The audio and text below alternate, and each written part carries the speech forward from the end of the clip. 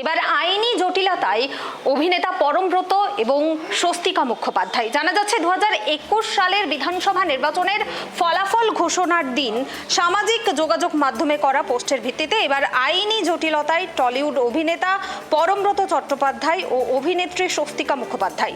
Vote পরবর্তী রাজনৈতিক হিংসায় উস্কানি দেওয়ার অভিযোগে কলকাতার গড়িয়াহাট থানায় তাদের বিরুদ্ধে এফআইআর দায়ের করেছেন হাইকোর্টের আইনজীবী জয়দীপ সেন। অভিযোগের ভিত্তিতে গড়িয়াহাট থানার পুলিশ ইতিমধ্যেই ঘটনার তদন্ত শুরু করেছে। মামলার বিবরণী ও আইনজীবীর অভিযোগ অনুযায়ী 2021 সালের 2রা মে বিধানসভা নির্বাচনের ফলাফল যখন স্পষ্ট হতে শুরু করে তখন বিকেল 4টে নাগাদ সামাজিক যোগাযোগ মাধ্যম এক্সে একটি পোস্ট করেন পরমব্রত চট্টোপাধ্যায়। সেখানে তিনি লেখেন, আজ বিশ্ব রগরানি দিবস ঘোষণা হোক। পরমব্রতের এই বিতর্কিত পোস্টে সহমত পোষণ করে একটি বিরূপ মন্তব্য করেন অভিনেত্রী স্বস্তিকা মুখোপাধ্যায়। আইনজীবী জয়দীপ সেনের দাবি, নির্বাচনের ফলাফল প্রকাশের পর যখন রাজ্যের বিভিন্ন জেলা থেকে বিজেপি কর্মীদের ওপর হামলা ও রাজনৈতিক হিংসার খবর আসছিল, ঠিক সেই উত্তপ্ত পরিস্থিতিতে সমাজের প্রভাবশালী ব্যক্তিত্ব বা সেলিব্রিটি হয়েও এই ধরনের পোস্ট করেন পরমব্রত ও স্বস্তিকা। এই বিতর্কিত টুইটের ঠিক 1 ঘন্টার মধ্যেই বেলেঘাটায় বিজেপি কর্মী অভিজিৎ সরকারকে নৃশংসভাবে খুন করা হয়। এই ঘটনায় মোট 3টি ধারায় মামলা দায়ের হয়েছে। এর মধ্যে 2টি জামিন অযোগ্য এবং 1টি জামিনযোগ্য ধারা রয়েছে।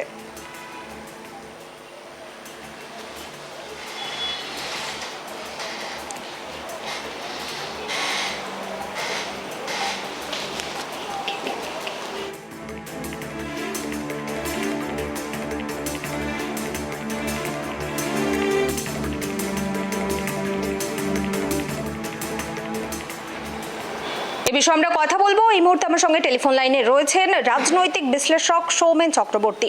সৌমেন বাবু নমস্কার, কেটিভি বাংলায় আপনাকে স্বাগত। আপনার সঙ্গে রয়েছে আমি কুনামি।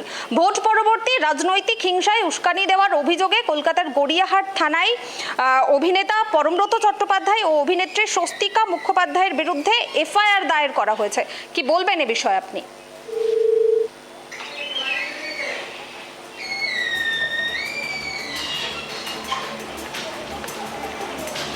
যান্ত্রিক গোলযোগের কারণে যোগাযোগ বিচ্ছিন্ন হয়ে গিয়েছে, তবে যে খবরের দিকে আমাদের নজর রয়েছে অত্যন্ত গুরুত্বপূর্ণ। 2021 সালের বিধানসভা নির্বাচনের ফলাফল ঘোষণার দিন সামাজিক যোগাযোগ মাধ্যমে করা পোস্টের ভিত্তিতে এবার আইনি জটিলতায় টলিউড অভিনেতা পরমব্রত চট্টোপাধ্যায় ও অভিনেত্রী স্বস্তিকা মুখোপাধ্যায়।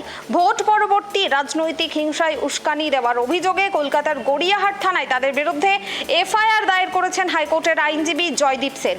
অভিযোগের ভিত্তিতে গড়িয়াহাট থানার পুলিশ ইতিমধ্যেই ঘটনার তদন্ত শুরু করেছে। মামলার বিবরণী ও আইনজীবীর অভিযোগ অনুযায়ী 2021 সালের 2রা মে বিধানসভা নির্বাচনের ফলাফল যখন স্পষ্ট হতে শুরু করে তখন বিকেল 4টে নাগাদ সামাজিক যোগাযোগ মাধ্যমে এক্সে একটি টুইট করেন পরমব্রত চট্টোপাধ্যায়, যেখানে তিনি লেখেন, আজ বিশ্ব রগরানি দিবস ঘোষণা করা হোক। পরমব্রতের এই বিতর্কিত পোস্টে সহমত পোষণ করে বিরূপ মন্তব্য করেন স্বস্তিকা মুখোপাধ্যায়। আমরা কথা বলবো। আমার সঙ্গে টেলিফোন লাইনে রয়েছেন রাজনৈতিক বিশ্লেষক সৌমেন চক্রবর্তী। সৌমেন বাবু নমস্কার, কেটিভি বাংলায় আপনাকে স্বাগত। আপনার সঙ্গে রয়েছে আমি কুনামি। ভোট পরবর্তী রাজনৈতিক হিংসায় উস্কানি দেওয়ার অভিযোগে কলকাতার গড়িয়াহাট থানায় অভিনেতা পরমব্রত চট্টোপাধ্যায় ও অভিনেত্রী স্বস্তিকা মুখোপাধ্যায়ের বিরুদ্ধে এফআইআর দায়ের করেছেন হাইকোর্টের আইনজীবী জয়দীপ সেন।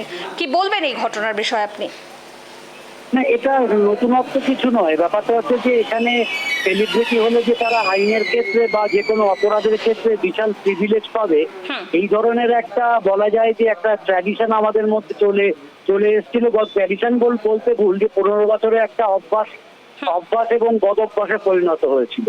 আসলে যে আগের সরকারকে বা যে মুখ্যমন্ত্রীকে ঘিরে যে স্তাবকের দল তৈরি হয়েছিল, অর্থাৎ যেখানে দাঁড়িয়ে আমরা বলি যে রাস্তার বিভিন্ন ক্ষেত্রে আমরা বলি ঝান্ডা এবং ধান্দা, দুটোর ক্ষেত্রে এক হয়ে গেছিল। এই ঝান্ডা এবং ধান্দার জায়গায় তারা তো একটু সফিস্টিকেটেড, তাই জন্য যেটা বলা হয় যে দুধ একসঙ্গে মনে করুন গাছে চুমুক দিয়ে খেয়েছে, তাই গোপে মনে করুন বিভিন্ন লেগে টেগে গেছিল। আর এদের বুদ্ধি আছে, বুদ্ধিদীপ্ততায়, তাই স্ট্র দিয়ে খায়। তাই জন্য স্ট্র দিয়ে খাওয়ার জন্য পুষ্টি সাধনও হয়, কিন্তু ধরাও পড়ে না। কিন্তু এরা বুদ্ধিদীপ্ততার সঙ্গে যে স্তাবক বৃত্তির সঙ্গে অন্যায়কে যারা আপোষ করার মধ্য দিয়ে যে কাজগুলো এরা করেছে সেটা তো আইনের চোখে তো সবই সমান, সুতরাং তার বিরুদ্ধে আজ যদি এফআইআর করা হয় গড়িয়াহাট থানায় তাতে কোনো অন্যায় আছে বলে আমি মনে করি না। কিন্তু সৌমেন বাবু, এই যে 2021-এর হিংসার ঘটনায় এতদিন পরে এফআইআর দায়ের করা হচ্ছে, এক্ষেত্রে অনেকেই বিষয়টিকে রাজনৈতিক প্রতিহিংসার চোখে দেখছেন। না না, যে কথাগুলো রাজনৈতিক প্রতিহিংসা হচ্ছে তার মনে একটা খুব কঠোর সত্য হচ্ছে, আমি আপনি আমার মতো সাধারণ মানুষের জনজীবনের ক্ষেত্রে এমন একটা মনে করুন যে প্রশাসনিক রাজনীতিকরণ এবং রাজনীতির দুর্বৃত্তায়ন, এই যে প্রাতিষ্ঠানিকীকরণ করা হয়েছিল তাতে আমাদের মতো সাধারণ সহনাগরিকরা তাদের নিজস্ব জীবনযাপনের ক্ষেত্রে কার কাছে যাবে আশ্রয় চাইতে, সুতরাং তাদের ভয় ভীতি কাজ করছিল এবং স্বাভাবিকভাবে মনে করুন যে অপরাধগুলো পুঞ্জীভূত হয়েছিল তারই ভেন্টিলেশন হিসাবে সরকার পরিবর্তন হয়েছে এবং সরকার পরিবর্তন হয়েছে বলেই বলা হয় সোজা কথা যে মনে করুন ভয় আউট হয়ে গেছে, ভরসা ইন এসছে, প্রশাসনিক স্বাধীনতা পেয়েছে। সুতরাং পূর্বে মনে করুন যে পূর্বের পাপ এখনকার দিনে আর নিয়ে আলোচনা হবে না, এটা তো হতে পারে না।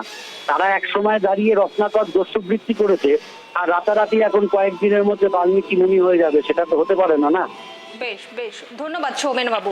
আমরা কথা বললাম রাজনৈতিক বিশ্লেষক সৌমেন চক্রবর্তীর সঙ্গে এবং তিনি যেটা জানালেন যে সেলিব্রিটি হলেই যে তাদের, আমরা কথা বলবো বিজেপি নেত্রী প্রিয়ন্তী রয় রয়েছেন টেলিফোনে। প্রিয়ন্তী দি নমস্কার, কেটিভি বাংলায় আপনাকে স্বাগত। আপনার সঙ্গে রয়েছি আমি কুনামি।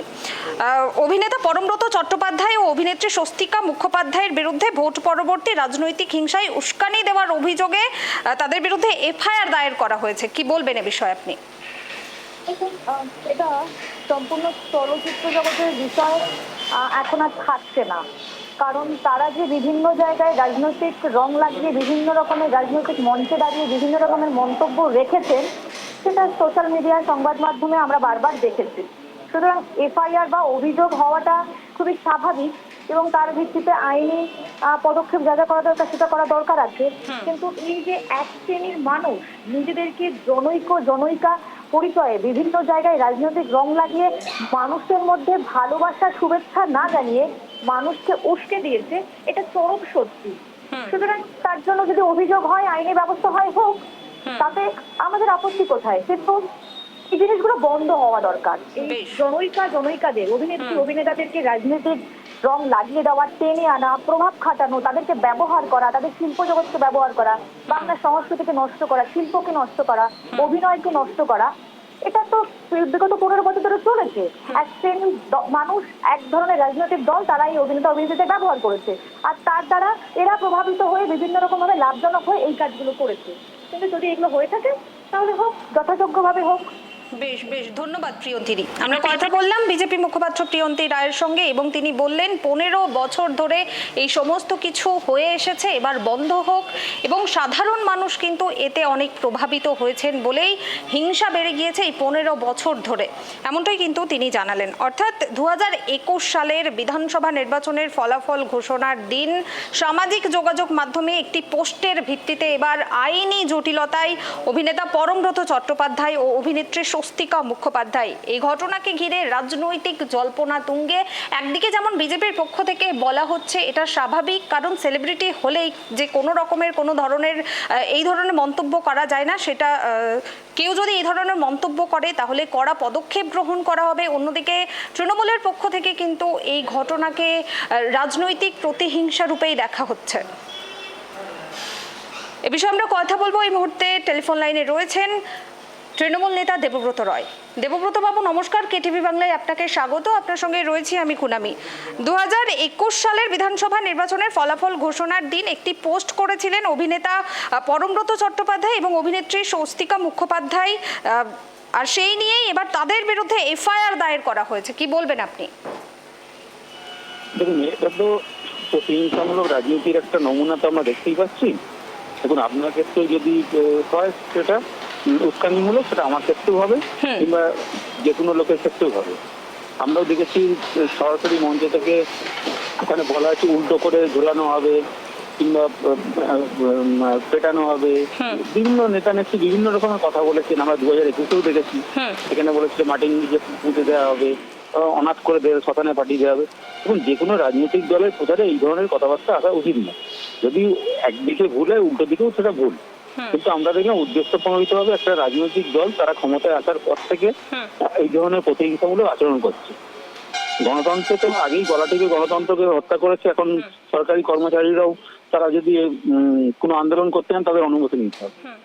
কার্যত একটা ফ্যাসিস্ট সরকার চলছে, এই জায়গা থেকে মানুষের মুখ বন্ধ করা এগুলো প্রক্রিয়া যাতে সরকারের বিরুদ্ধে কেউ কথা বলতে না পারে, তাই এই রাষ্ট্রশক্তি দিয়ে এইগুলোকে বন্ধ করার চেষ্টা চলছে। এটা বেশি দিন চলবে না, আশা করি 2029-এ এই সরকার দেশ থেকে বিদায় নেবে। বেশ বেশ, ধন্যবাদ দেবব্রত বাবু। আমরা কথা বললাম তৃণমূল নেতা দেবব্রত রয়ের সঙ্গে এবং তিনি যেটা পাল্টা অভিযোগ তুললেন যে সাধারণ মানুষের মুখ বন্ধের চেষ্টা করা হচ্ছে, যে সাধারণ মানুষ যদি সরকারের বিরুদ্ধে কোনো ধরনের মন্তব্য করে তাহলে এই ধরনের পদক্ষেপ গ্রহণ করা হবে, এমনটাই তিনি জানালেন। তার পাশাপাশি গণতন্ত্রকে হত্যা করা হচ্ছে, সাধারণ মানুষ এই বিষয়টি বেশি দিন মেনে নেবে না এবং 2029-এর লোকসভা নির্বাচনেই এই সরকার দেশ থেকে বিদায় নেবে বলেই কিন্তু তিনি পাল্টা জানালেন।